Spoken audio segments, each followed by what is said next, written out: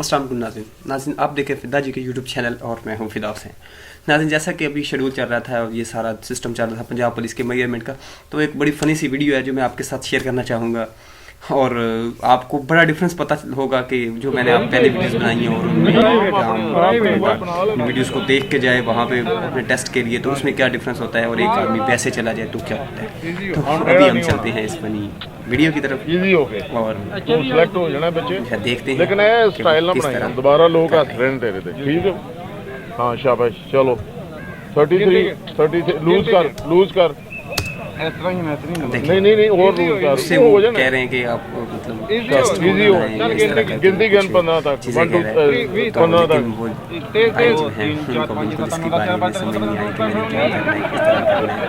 वो बड़ी कोशिश करते हैं इसको गिनती गिनने को, कहते हैं बड़ा हड़बड़ा के बड़ी परेशानी के साथ वो गिनती गिनना शुरू कर देते हैं। ठीक है, उसके बाद फिर जो कहते हैं कि जब आप बुलाएं तो बड़ा जोर लगाते हैं।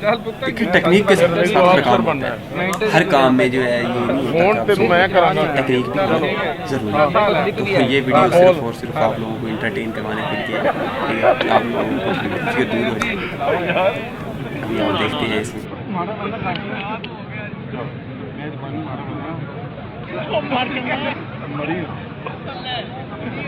ये भी तो चौथी तक पहुंचे साढ़े चौथी हो इजी हो ना।